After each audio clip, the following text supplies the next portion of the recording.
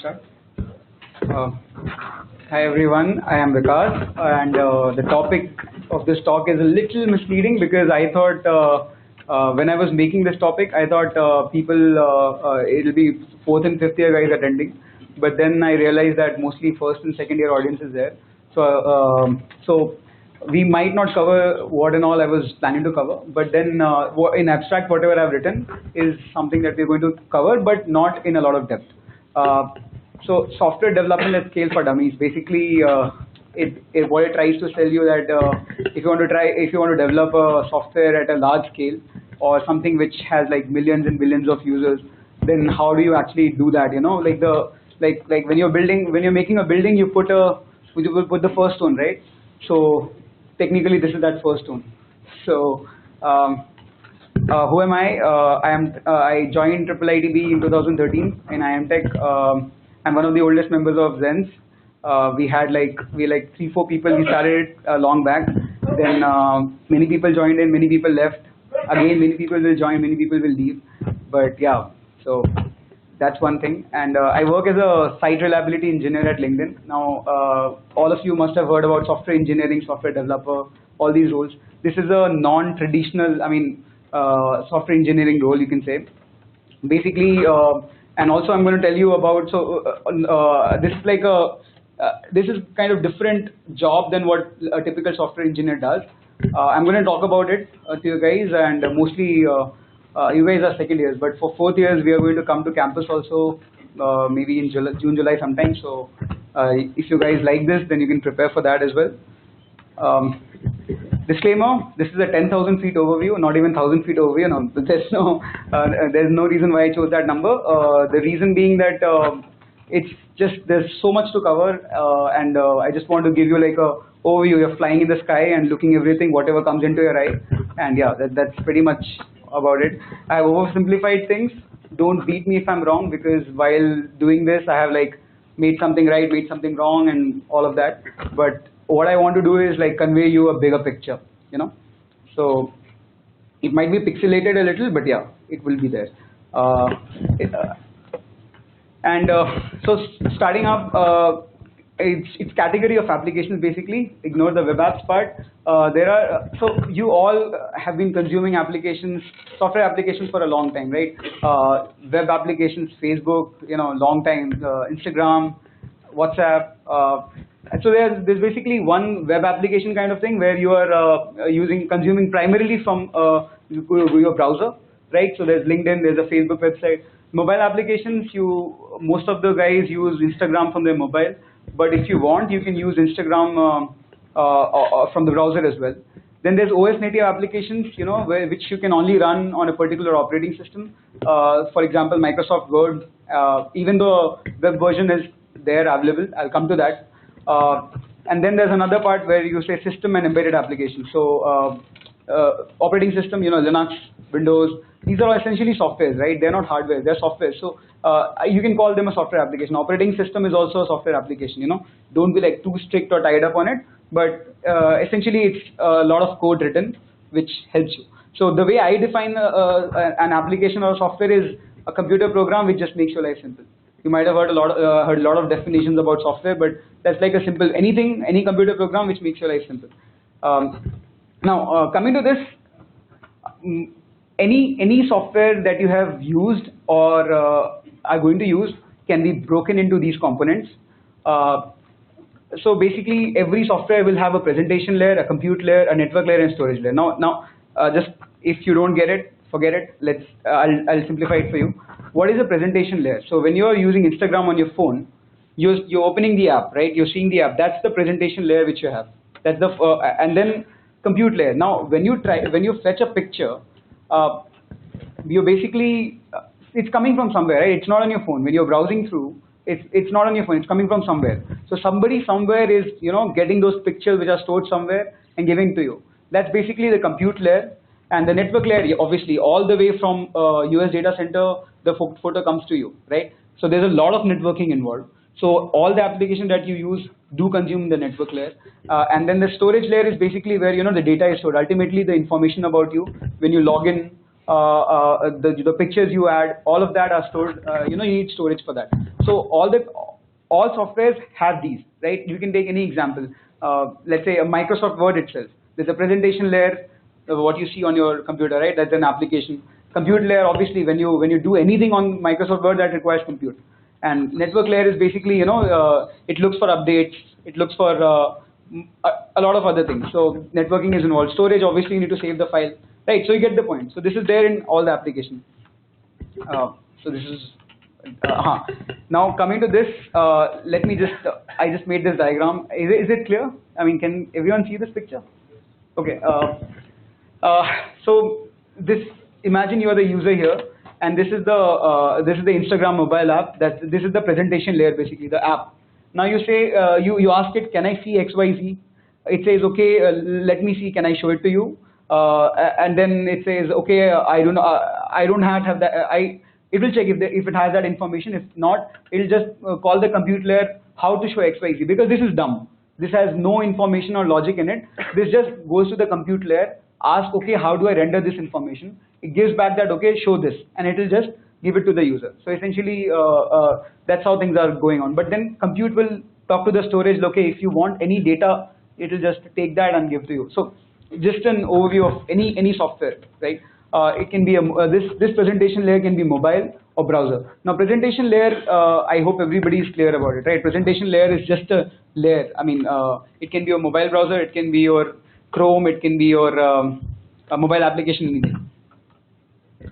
Now just to make the presentation layer thing clear, I was going to make the mobile phone and software analogy. So essentially, in your mobile phone, whatever you see is being shown by your display, right? But its display is not your phone entirely. There's a lot of things going on under the hood. There's a battery, there's a CPU, there's a 4G. I mean, there's a networking driver, and there's thousands of other components which we don't even care about. What we ultimately care is that we can book a cab from the application and all of that. So essentially, we interact with the presentation layer. I mean, we do not appreciate what goes under the hood. So comparing that to a software presentation layer, so if you, let's say, your phone's display and the software's browser or the application that you use, that's the presentation layer. Now coming to the other compute layer part, the actual brain of your software and the brain of your computer, that you can say compute. So you can, if you want to understand, you can relate these. But yeah, that's not. I just wanted to make the presentation layer thing a bit more clear. Now let's try breaking Instagram into logical components. So any large-scale application, for us, Instagram is all about, like, we add picture, we upload picture, we view picture. For us, it's just that, and we like and comment. So on your fingers, you can count the number of features which Instagram provides. But when you look at it, when Instagram actually runs, there are thousands of servers which cost millions of dollars to run. Coming to that, before going there, let me tell you a bit about myself. I work in the trust team in LinkedIn. So what exactly trust team does is our responsibility involves, so every time you log in, you go through our systems. Every time you post something, you go through our systems. So our responsibility is to ensure that there's no bad content on LinkedIn. The quality of content is good on LinkedIn, and yeah, nobody is able to fake accounts and all of that stuff. So anything that enables member trust, basically. So but we are a very small component of what LinkedIn is. To you, LinkedIn is like, just make your resume and upload something, and like, to you it's a very small thing. You can count on your fingers what features are. But when you actually go in there, even this much is like a very small part of what LinkedIn does. So coming to the Instagram part, we can count on fingers how much can you actually consume Instagram as. But when you start breaking it up, there's please don't mind the bad diagrams. I just made them myself, so I hope they understand. So that's the user. He's holding a phone and he's watching the presentation layer. This is it clear? Can everyone see this? Yeah. I hope so. So there's your MA is your mobile application. Whenever you are you want to see an image or anything, essentially you send a request to a data center. Like, all that image is not on your phone, right? It has to come from somewhere. So you send a request to some data center. Now there's all these companies, they can have a data center in US, in Singapore, or in any other place. Now once you try to fetch an image, something happens here, like, on the internet, they have some systems where they are able to now connect you to a particular data center. So if you are in India, you will be maybe connected to Singapore data center. If you are in US, you will be to the US data center. Like, there are, the network layer part. There's a lot happening in the network layer. So these network layer guys build stuff which actually lets you achieve this. For you, when you just open your app, it just instantly connects to the nearest data center. But when you see how things happen under the hood, the network layer guys do a lot of stuff to actually get that done. So anyway, now either, depending on where you are, you might be connected to the US data center or Singapore data center, or I don't know where Instagram data centers are. So yeah, now this is just extending to that diagram. This is your presentation layer, right? Because that's your phone, that's where your presentation layer sits, and then every other layer sits in the data centers. Let's assume we are going to the Singapore data center. So this is your mobile, and these are the layers in Singapore data center. There are multiple layers. This is another. So we can call it backend layer. Backend layer 1, backend layer 2. There can be a lot of layers and layers. Now your request is going to hit the backend layer 1, and then it is going to do whatever. Let's assume there are n number of layers. Now I'll just show you an example. Now what exactly are these layers? So any large-scale software has separation of concerns, as in, it will be broken down into smaller components. So this is the backend layer of Instagram. I'm not from Instagram. I've just made things up. How the logical components are made. So don't take me for that. I mean, for that. This is just an example. So you'll most likely, let's say what you're trying to do is you're trying to fetch somebody's profile image. That's what you're trying to do, right? So first you're going to hit. So this is your presentation layer. You click something. So that created a request for you to fetch an image. That hits the traffic layer first, right? So they can be. So this is a logical separation. I have divided this into multiple things, and I'll tell you what each layer does. So first it is going to hit the traffic layer. What traffic layer is going to do is that it is going to check if the person is authorized to see is it a spammer, is it a bot. It is going to do all that detection, and once it is done with that, it is going to give it to the other services. Now, so that one thing is taken care of. We don't want spammers on our platform, or we don't want bots on our platform. So this takes care of that. Okay, we are done with it. Now anybody who crosses this line is not a spammer or a bot, right? So one separation of concern is done there. Now this can be.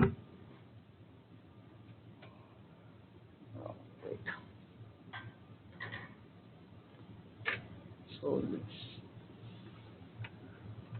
traffic layer. Now next, I've just zoomed into the traffic layer now. Traffic layer is, when you say traffic layer, it's like, as I said, it's a logical separation, right? But when you see what exactly it is, it's just a collection of lots of servers. These are servers. There can be hundreds and thousands of those in every data center. So, and imagine you are one of the users who's requesting an image, but at the same time, millions of other users are requesting images, right? So let's say 1 lakh users have requested at the same time. So 1 lakh QPS is coming. The traffic layer, now something is, for you, it's just firing the request over the internet, right? So this is the internet. You just send the request over there. It somehow reaches their data centers. Once it reaches their data centers, it has to, be served by one of the servers. The processing has to be done there. Like somebody has to do the checking, right? The code which is written to actually see that if it's a bot or if it's a spammer has to run, right? So that code is essentially running on multiple boxes. When you say 1 lakh QPS, it cannot be handled by one box. All that processing, you might have compiled and run a program, right? There's a limit to which your laptop can sustain. So after a point, it starts breaking, right? So you cannot handle that with just one server. There'll be a pool of servers. The request will go to something called a load balancer. It's okay, don't go into the jargons, but there's a hardware device to which the request goes, and that routes it to one of the servers. And that server will take care of all the filtering and whatever part and forward it to the next layer, right? So what you can see here is like we just simplified one thing. we were thinking that how company like Instagram can operate. We have just got rid of one component of it, the security component and the spam bot filtering everything, because we just separated everything and this layer takes care of that. Now this will involve writing a lot of code. So what kind of code will you write here? Based on so you'll have to identify when the request comes here, within a few milliseconds you have to actually find out his previous activity. Based on that previous activity, you have to predict if it's a spam or a bot user, and within a few milliseconds you have to respond. Now that milliseconds, I'll tell you, it's barely we get 20 ms to respond. Sometimes for some products it can be up to 10 ms. Ms is basically milliseconds. So that code has to be extremely efficient. So whatever code you see in this layer is usually written in languages like C. Java is very rare in this layer, but C is very common. So if you're one of the C developers, you might end up somewhere here.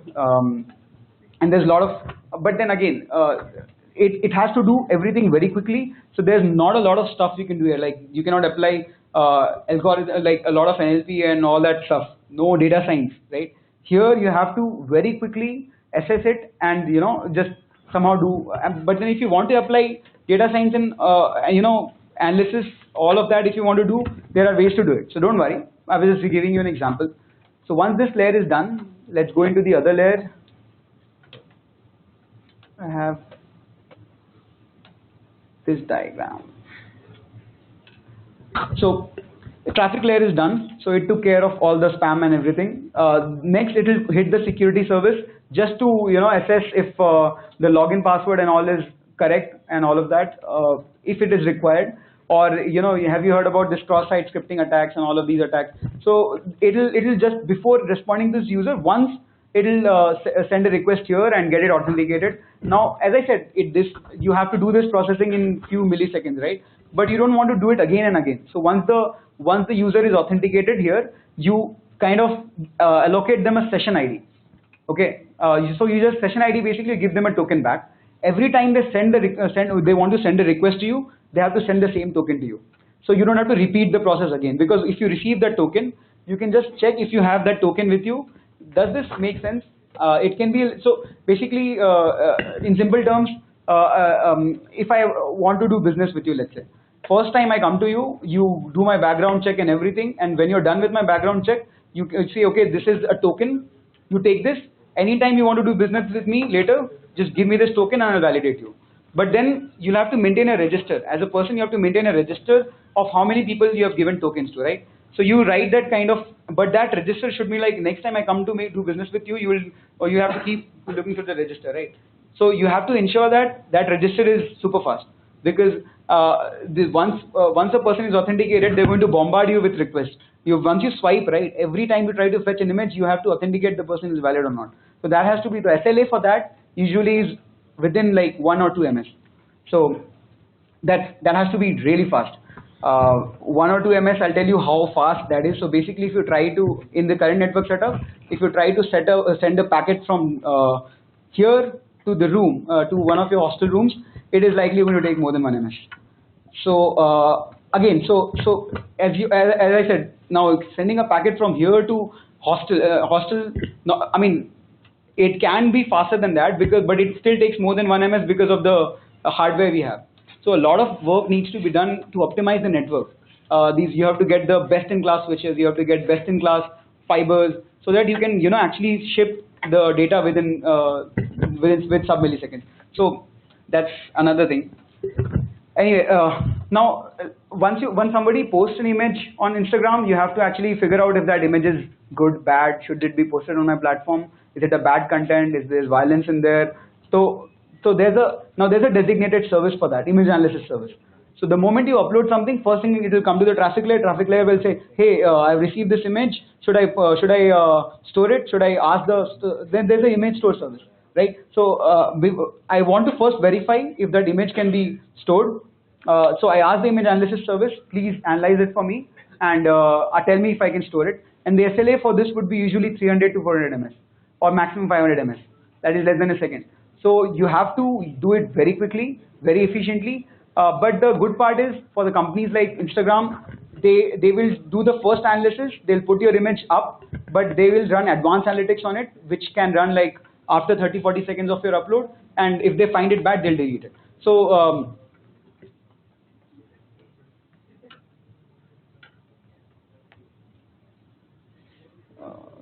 image analysis there. Yeah. So this is the zoomed in part of the image analysis service. So image analysis service will again have a bunch of servers. So there's a group of servers which does OCR on the image. There's a group of servers which does the face detection and gives you suggestion for face tagging and all of that. And there's another bunch of servers which does violence detection. So you can separate all these things. And maybe one of these things you'll have to okay, so you get the point, right? Everybody gets why we are doing the separation of concerns and this part. So yeah,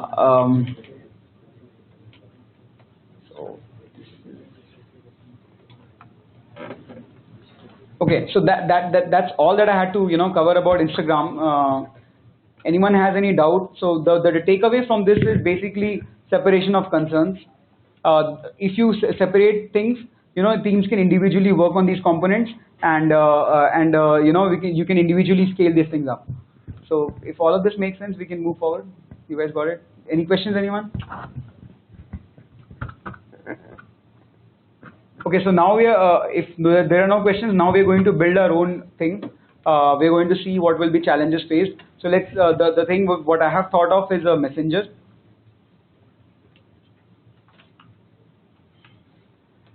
A messenger, basically something like WhatsApp. So you had this crazy idea that you want to build something like messenger. You use Python to build the backend, and you used and you made an Android app. Two things you have made. You've given it to your friends, and you're running the Python application on your laptop. Everything is going fine. Everybody in your hostel is using it. 10 users, all good. But then you can't shut down your laptop. You have to probably leave it in your room only, running all the time, so that your friends can use it. Now it's all going good. I've just written a few things here. If you are not getting any of what I'm saying, there's a learning scope for you. You can read up how web applications are made. You can read about REST standards. You can read about HTTP protocol. All of these are takeaway for you guys. You can learn these.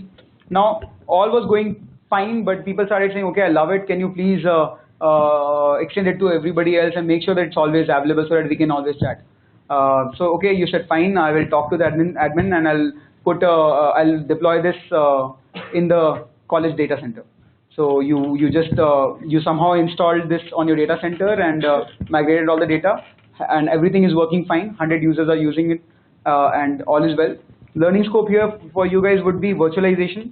So when I said virtual machines, you might have clicked, you guys, like what exactly it is, right? So you can go back, read up about it. Virtualization, Linux, cloud, SDN, these are some takeaway terms for you guys.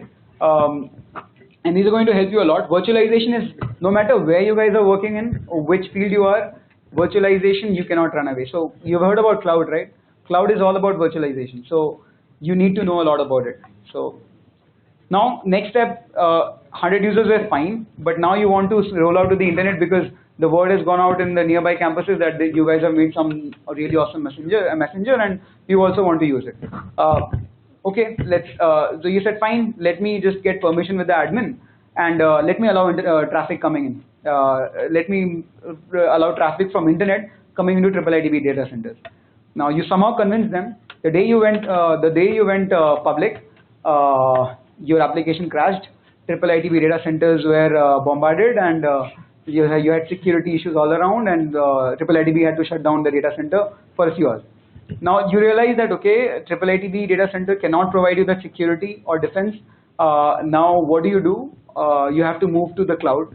Basically, organizations like AWS, DigitalOcean, Cloudflare, there are multiple organizations. That's also a takeaway. You can read up about these organizations, what they do, and there are lots of job opportunities. If you guys must have heard about Amazon. So there's very highly likely that many of you are going to land up in Amazon. So they do a lot of work, AWS, and you've heard about DigitalOcean also, right? So all of that is there. Yeah. Okay. We have gone to the cloud. right now we have somehow you've learned to run your application on cloud. Everything is working fine, but then 1,000 users have started actively using your platform, and things are crashing. Like randomly, you will send a message, and the other friend will not get it, and people have started complaining. And what's going wrong? You see that everything from the server, you go to your cloud console, you see that okay, everything is fine there. I'm not overusing my compute resources. I'm not overusing my storage. I'm not overusing anything, but still I'm getting into problems. What do you do now? In that kind of a situation, you have to look into the logs.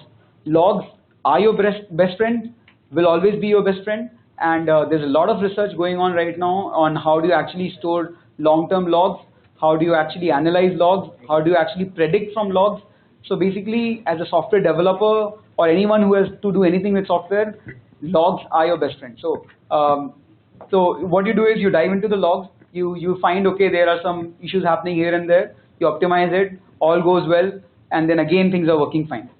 But now you reach 10,000 users, and you have tried to do everything, but things are not working out. You see that CPU utilization is very high, memory utilization is very high, and you even buying bigger servers from AWS is not helping you out. What do you do in that case? Anyone? We just discussed what do you do in that case. Split things, right? So we separate the concerns. We now break our application into smaller components which can be run individually. So if most of you are going to land up in companies who are going to operate at scale. So you'll land up in a small team which handles, like, for example, there's a team at LinkedIn which just takes care of validating the input sent in login. So basically, what the data you're sending while logging your email and password or whatever, their job is just to validate that data. And it's not just about that. There's a lot of you just send email and password, right? There are some buggers who send trash into it. So they'll just some ASCII character, something they will send, and you have to ensure that your code doesn't crash. They'll try to exploit everything in your system. But so you have to even the small things like this have teams for it. So yeah. So next step you do is you break your application into smaller components. So there'll be I was thinking of discussing the design a little bit. So a messenger app, how would what are the components that you can see in it? Messenger app. So we just discussed Instagram, right?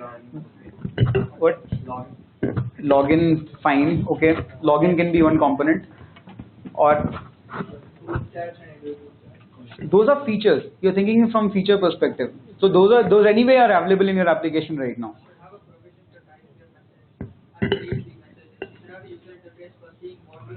No, so the application is fine. All these features are available in your application. I'm talking about separating, like in Instagram, the features. Right now, everything is run. You have a single Python program which is handling everything. So when I send a message, my message goes to your Python program. Then that Python program takes care of delivering it to my friend, whoever is there. Right? There's a single program. So now you have to separate that. Okay, divide into separate applications and okay. Yes. Yes. Yes. So that's the kind of approach that industry takes to this. So let's try to make the design. So let's separate the concerns. So we make a new application which just does this: send message. And then send message basically. Let's deliver message. We can say deliver. Okay. Fine. Let's say send messages only. Then there's another system which takes care of storing your messages in long term. Let's say we want to store the messages. Store messages, and any other system you can see. So you have to basically break down into smaller components, right? So the features are, one of the feature is sending messages. Think from the feature perspective, not what you see, like okay, group chat and all of that. Don't think from that perspective. Think from the perspective of what your application does. Like your application is authenticating people. So every time you send a message, you should authenticate, right? It should not be like I should be able to send message on somebody else's name, right? So we'll have a dedicated service for authentication, because this is going to be triggered the most, right? No matter what you do with the application, you have to authenticate every action of the user. If he is changing his status, if he is updating his image, he is sending anything, everything has to be authenticated. And usually in any application, this is the most used service, right? So we made another application for authentication, one application for sending messages, one application for storing messages. Any other ideas? Any other thing? So let's say we are making WhatsApp. What more? You have to break send messages into text and text. One will handle sending text, one will handle sending images. Yes, I mean that's actually you will need that going forward. You will definitely need that, because that's a very good point. Because see, when you're delivering text messages, you're sending like 10-20 bytes at max. But when you're delivering images, you are sending like KBs and MBs of data. Now that brings in its own set of challenges. You might have noticed that on the New Year's Eve, WhatsApp crashes most of the time. Because there's suddenly so much data that's piped onto the network that the bandwidth that they have gets choked. Like they can't deliver those messages. So they have to have a separate kind of pipeline for these scenarios where they take care of compression and a lot of the things they do. So yes, that's a very nice point. Send text can be one service and send image can be another. Very nice. Yes, calling. Very nice. Wow, you guys are going to be awesome. Video calling and connection. You mentioned a very nice point. Connection one.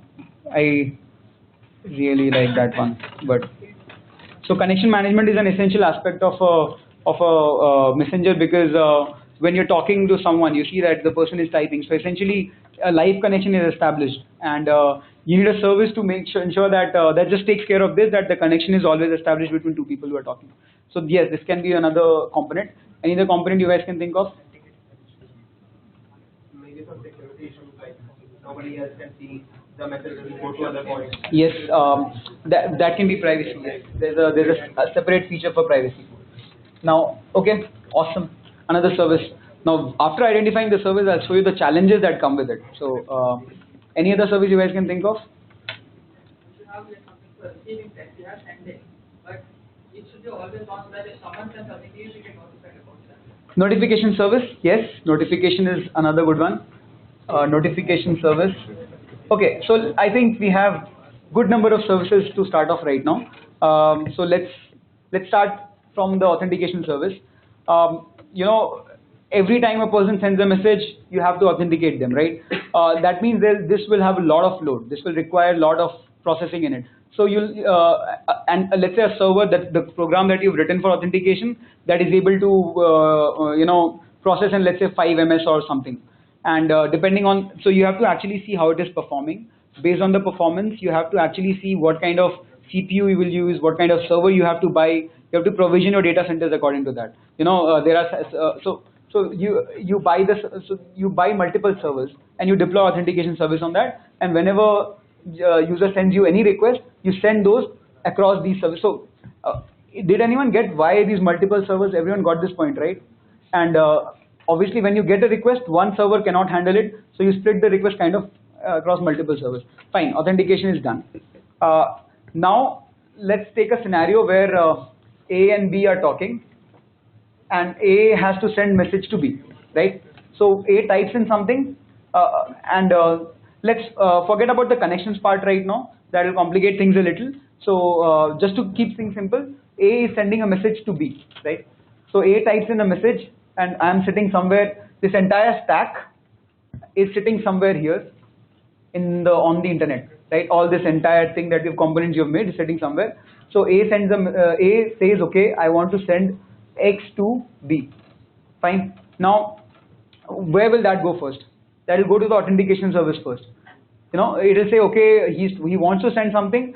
Is he the right person? Who's he claiming to be? He says, okay, fine, he's the right person. Now what? So first, this person is going. Authentication service is done authenticating. Now it says, okay, fine, you can send the message. It will send the send text service. Okay, I have authenticated this guy. Now you can go ahead and perform your action, right? Again, things don't work out like this, but just to simplify, I'm telling you this. So it'll just to make things simple. Now, authentication service is telling send text that okay, A wants to send text to B. Should he be allowed? Now, sorry, send the text. It will just say, okay, just send the text and just start processing the other requests coming in. Now, send text will say, okay, he wants to send message to B. Should he be allowed to send message to B? First thing. So it will contact the privacy service.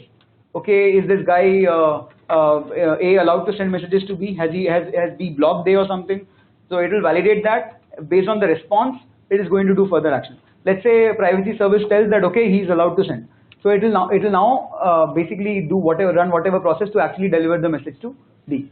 But when you want to deliver the message to B, you also want B to be notified, right? So you have to call the notification service. Sentex will also have to notify notification service to actually, now there's all that will happen. But what I'm trying to get at here is, you see there's a lot of communication happening here and there. All these components are talking to each other, right? So you get a lot of flexibility to actually, separate components and scale them individually, I would say. So if, let's say, a lot of authentication requests are coming in, just add more boxes, okay, and you can authenticate. If lots of messages are being sent, add more boxes and you can send more messages. But the problem, the overhead of this thing is what you see here. All of that spiral is kind of there. So, and there'll be a team of 20 people, let's say, working on this, 10 people working on this. They need to be exactly aware of what needs to be sent there and how it has to be sent there. So you need to make standards now. Now you have to say, okay, how this service is talking to that, what exactly data it will send, what data it will receive, the formatting and everything. And trust me, 70% is a little overestimated, but I can say 70% of the time goes in this, because you have to set up the meeting, you have to get the documentations done right, you have to make sure that the input and output of the system are updated as per the current state of code. So that comes with a lot of overhead. Now, okay, that's done. Everything is working fine in your system, all the communication is happening fine. Suddenly one day, a drunk developer logs into the system, pushes the code and changes the input output, right? Everything goes for a toss, nothing works. So how do you prevent that? So there'll be a testing pipeline, there'll be automated tests running. So you will make bots, A and B, your company will make own bots, and it will try to deliver messages from one person to the other. They'll set up an entire parallel infrastructure. So every time you push the code, they'll try to deploy it on a parallel infrastructure. They'll try to actually deliver a message from A to B and see if there's anything breaking in between, right? So developing that system is extremely painful, I'm telling you. Making humans is simpler than making bots. So again, so you have to deploy additional engineering resources there. So that's something which happens at scale. So I'll tell you a personal story which we faced.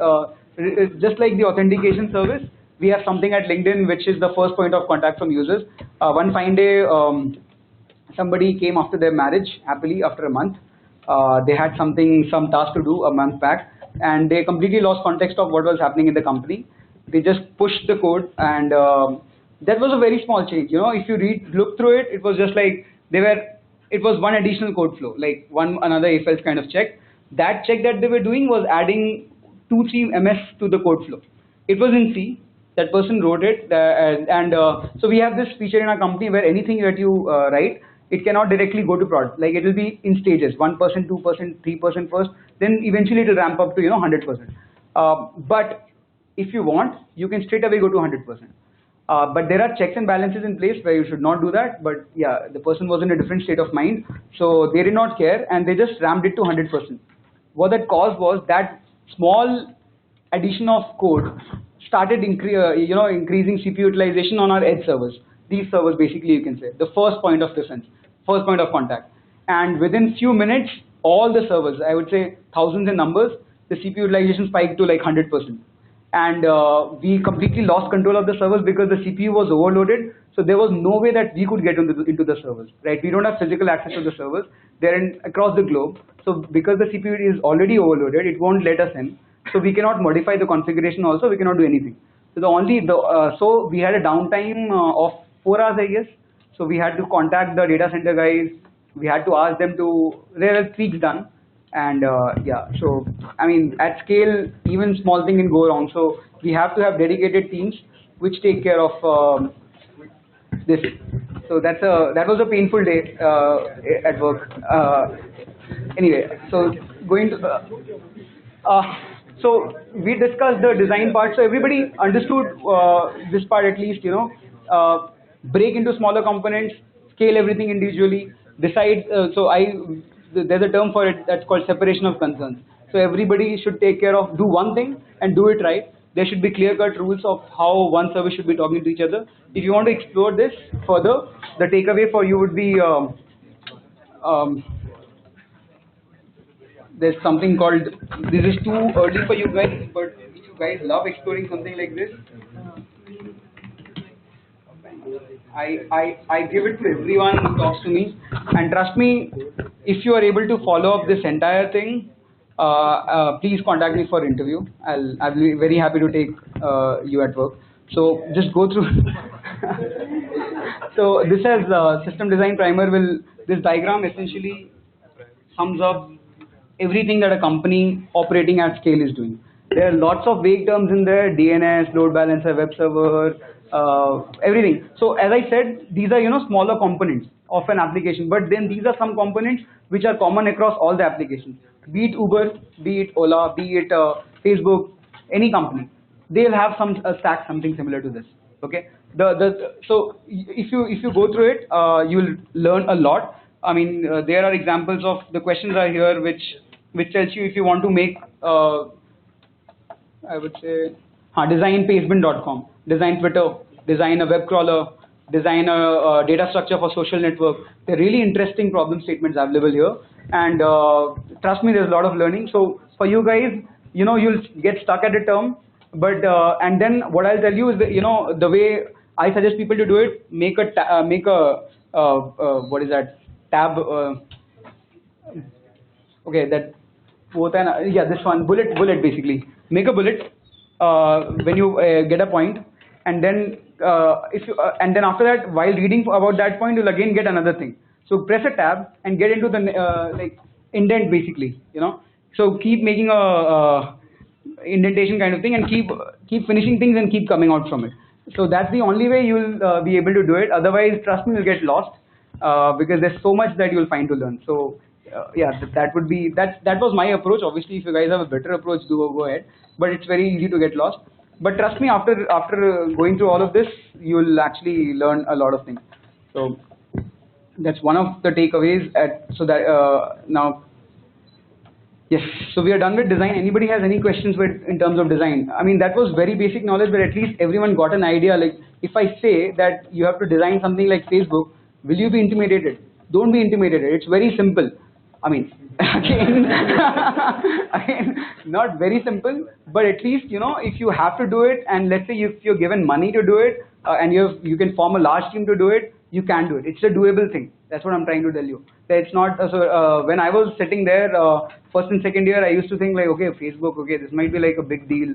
How people do that? Now coming to this side of things, I say, this is shit code. Like, everyone can, I'm telling you, but just for validating an email and this, there'll be hundreds of lines of code. But then you cannot avoid it. Like, people use dots in Gmail, right? In your email ID, if you use a dot, that'll be a new email ID. Like, you guys know about this hack. So now you have to prevent that. Just to prevent that, you write hundreds of lines of code, right? So there's a lot of, you have to do a lot of stuff which will not make sense to you right now. But then it's all to be at an upper layer, it's very simple and you can do it. So that's what I wanted to put across. So I hope everyone has got that point. Okay. Now, having gone through that, coming to next component, that's logging and monitoring. I would say just doing that, your application is running, imagine, across thousands of servers now. That application is up, people are happily using it. If anything goes wrong, how do you find it actually? Just think about it. Right now, you guys must have written an application. If anything goes wrong, you go into the logs and terminal and swipe through. That's okay. That's just your laptop. Imagine that happening across thousands of servers now. How would you actually find out problem? And when you have actually separated authentication thing, multiple servers are there. Maybe when I'm trying to send message, that goes to this server. When you try to send message, that goes to this server. So you have to, how do you actually find out where to pull the logs from, right? So it's a very challenging part, and there's a lot of work happening in there. As I said, if you guys want to explore it, there's just tremendous amount of resources available online, and there's a lot of research opportunities as well in there. So logging and monitoring are basically your eyes. That's it. If you're running an application at scale, they are your eyes. Without them, you're blind. If your logging infra goes down for, let's say, even a minute, you're going to lose a lot of information. If you make a transaction, let's say if you're buying something on Amazon, they have to keep a log of everything, right? What card did you use? How much time it took for them to contact the bank? How did the bank respond to? So that if you claim in future that okay, that I got debited incorrectly or something failed, they have to actually give evidence. So they have to keep logs of everything and keep it safe, and for a long time. So there are regulations which tell you, okay, you're not able to appreciate it, but I'll tell you, imagine you have 1 lakh transaction happening per second at, let's say, Amazon. 1 lakh is a big number, but let's say 1 lakh. Every transaction will generate KBs of logs. So imagine 1 lakh KB of log being generated every second across thousands of servers, and that is per second. So calculated per hour, per minute, or whatever, do the calculation, storing that for 90 days. That will be like petabytes of logs basically. Now, fine, you stored it. Somehow you just put it in dumpster somewhere, it's there. But it's not just about storing. When I say that, okay, there's a case being investigated, within a few seconds I have to get you that information, right? And the cases are not like investigated on a manual basis. There are systems which automate, like which will automatically investigate the cases.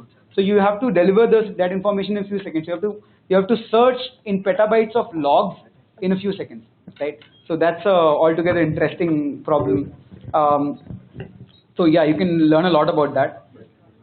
Monitoring is basically the current state of your system. So as I said, if you have 1,000 servers running, servers are like pets. They can die if you don't give them food, or or maybe a data center goes through power outage. Somebody just comes in drunk and pulls the plug. Entire data center goes on. By the way, that happens. So you'll see. There's the Murphy's law or something. Anything that can go wrong will go wrong. Trust me, I've seen it. It does happen. If you think that okay, somebody can pull the plug, they will. Somebody will eventually do it someday. So no matter what, they will do it. So you have to be, you have to keep actively monitoring all your components. You have to actually keep figuring out, and just not monitoring. Monitoring means, if there are thousands of servers, you can just keep looking at them on a dashboard. It has to be automated. You have to build systems now to actually monitor, which can efficiently monitor these systems. That means they can quickly inform you. If a server goes down, within a few minutes I should be, with minutes is like a big number. Within a few seconds I should be informed, right? So there's a lot of work happening in that direction. How do you actually, figure out if a service has gone down, if a server has gone down, or if a server is, old, maybe old. It's 5 years now and it's not performing at the rate it should. So it should be replaced. So all of that information you have to find out proactively. So that's the monitoring aspect of it. I think writing good code for large scale systems, as I said, I just showed you the problems, right? One morning you just decide to change something that you cannot do that on large scale systems because they'll just create havoc. I mean, systems are there in place which are prepared for this, but please don't test the systems, please. If you go there, please don't, because unfortunately or fortunately, whatever. When I talk about the SRE role as such, the role I'm part of, I do not work on a single component. My work revolves around monitoring all the components, ensuring that all the components are working fine, writing programs to actually do all those things. And trust me, on a daily basis, I see a lot of garbage. People will do things and that will create my life. Make my life bad. So all of you guys who are going there in core software development, please don't do that. That's a request. So you have some good practices are there for writing those systems. I have written it, but for the So what can go wrong will go wrong. There can be network failures. Maybe the server which you put up, the wire that was connecting you to the internet, the mouse comes in and cuts it. That's gone. Database failure can happen. The disk which was on that laptop, which was on the server, which was storing the data, just dies. They just die. And all of the data is gone. So you have to be ready for that. You have to be, so you might have seen that Facebook keeps 3 replicas of every person's data, right? Because these devices, hardwares can fail, hardwares will fail. So you have to be ready for that. Memory issues can happen. Some person wrote a program which has a memory leak. You might have heard about memory leaks. They're fairly common. They happen all the time.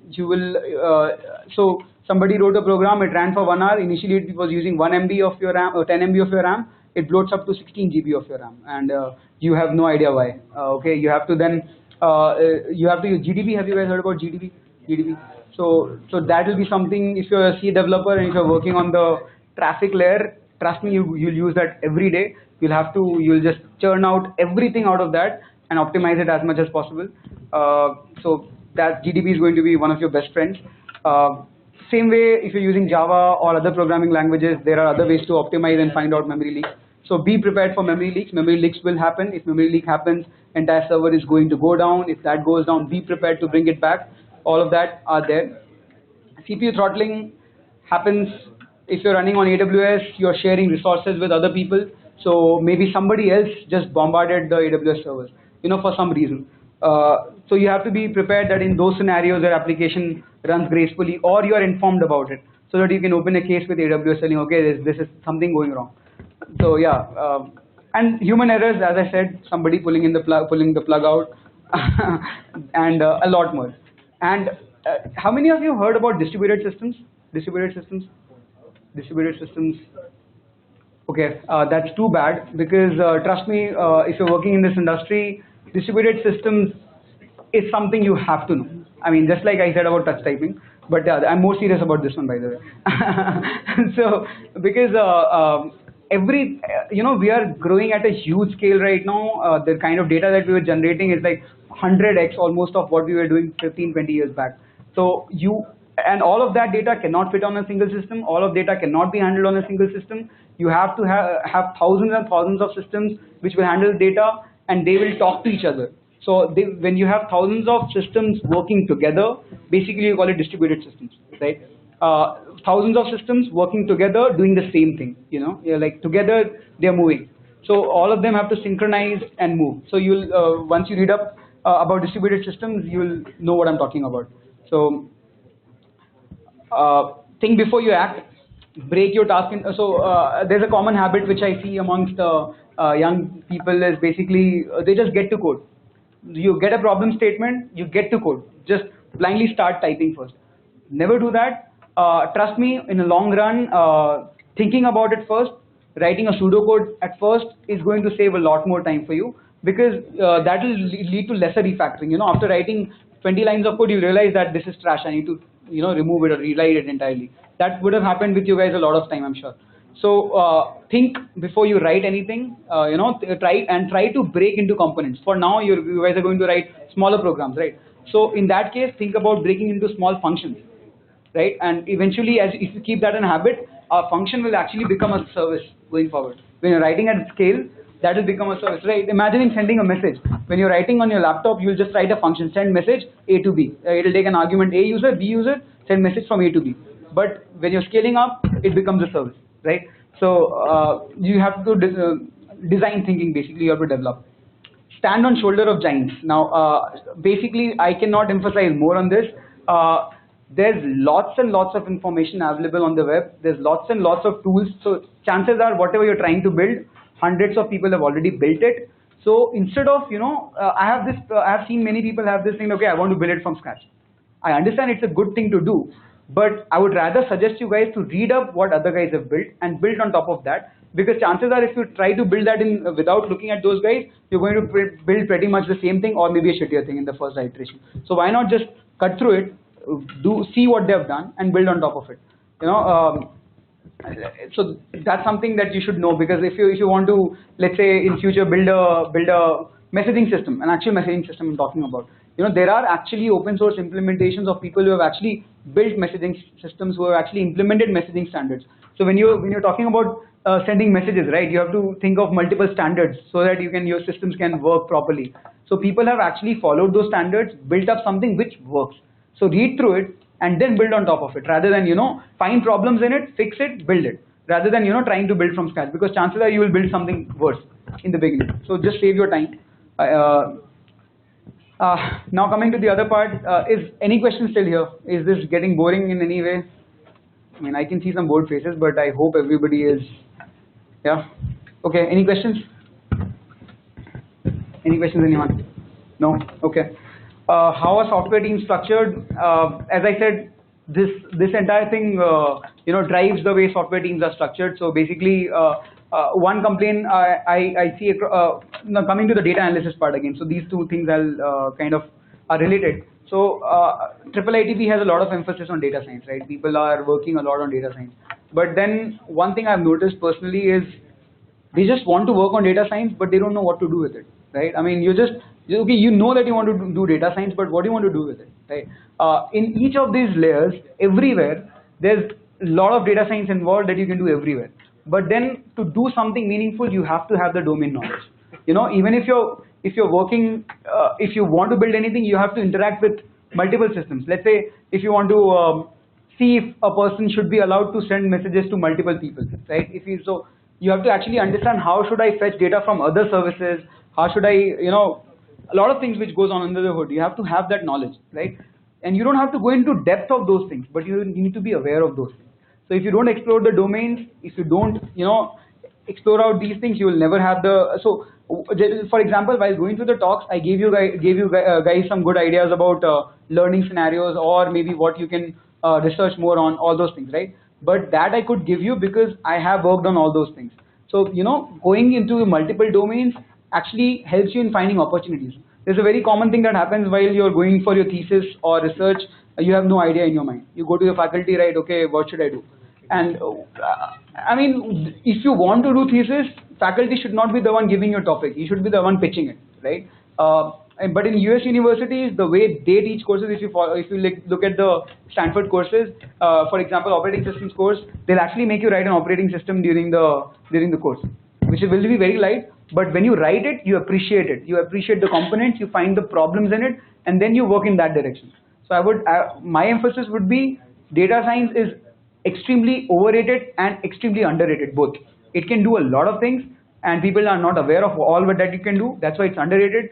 Overrated because the hype is so much that people just want to do it, but don't know why to do it, when to do it, why to do it, for what to do it. So just don't get caught up there. So that's one thing I would tell you guys. Coming to the mythbusters, don't get narrow-minded in college. People tend to do this a lot. Be open to everything. I'm not telling you to do everything, but look at what others are doing, or but then don't get stubborn on what you're doing, or you form a perception, okay, this is the best thing. Every field that you see, there's a lot of cutting edge work happening everywhere. Everywhere there's a lot of work happening. Network layer, there's just for bringing latency down from 5 ms to 1 ms. There's so much research happening. I mean, 1 ms, I'm just telling, basically by 5 if you want to do latency, there's a lot of research going on in there. Lots of work happening just in that component. But then you say, I don't like networking. So even though with your skill set, you can actually solve that problem, but because you have formed a mindset that that field is not for you, you don't even think of solving that problem. Okay, you have to know that field to actually identify that you can use your skill set in that direction. So don't do that.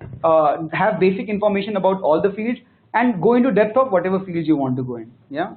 So acknowledge everything that's happening in the industry. Now, one thing about the narrow-minded point.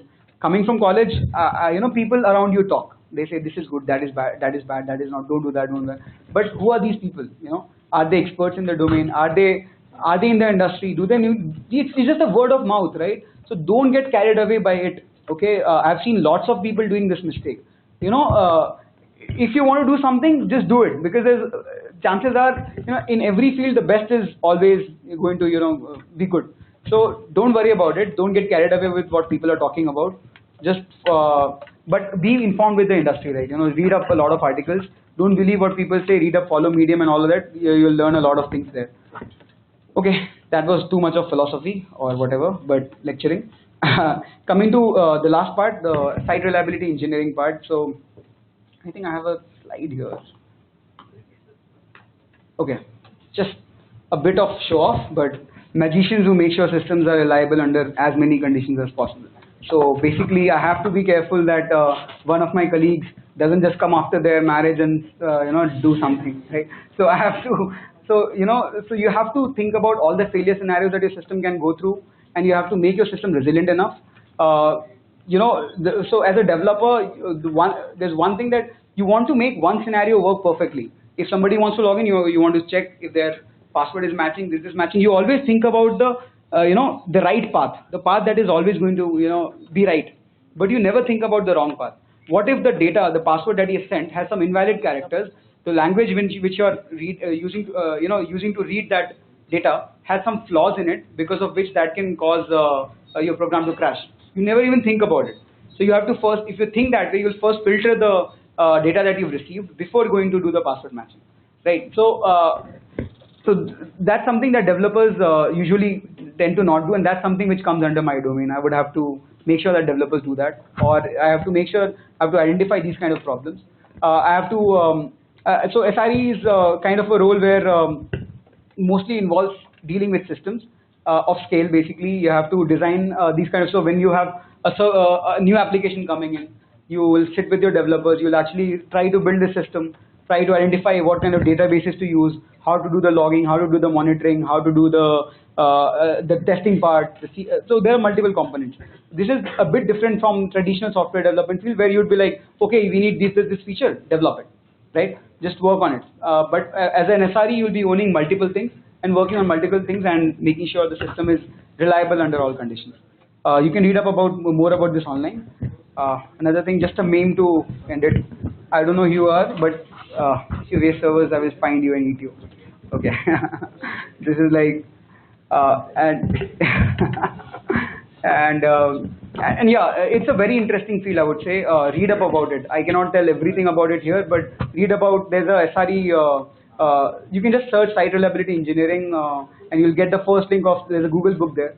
They talk in detail about this role exactly. What exactly is this role? There's another misconception that this is not a software engineering role, which is wrong. It's a very, it's a different kind of software engineering role, where I would say if you are someone who likes, working on a lot of things, instead of sticking to something, just one thing, this is probably a good role for you. Now, some learning projects. Well, first thing is that learn to touch type. Trust me, you'll thank me for the rest of your life. I've said this before also. I'm saying this now also. It's going to save a lot of your time. When you're in a meeting, you can just take notes without even thinking of.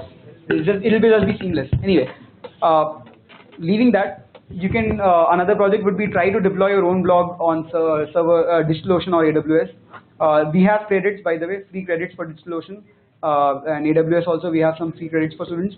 Write a script which runs on AWS servers and send push notifications to your phone if something, some new article is getting added on the website. Try to write all this stuff where you're covering multiple things, so you will get to know actually how multiple things work.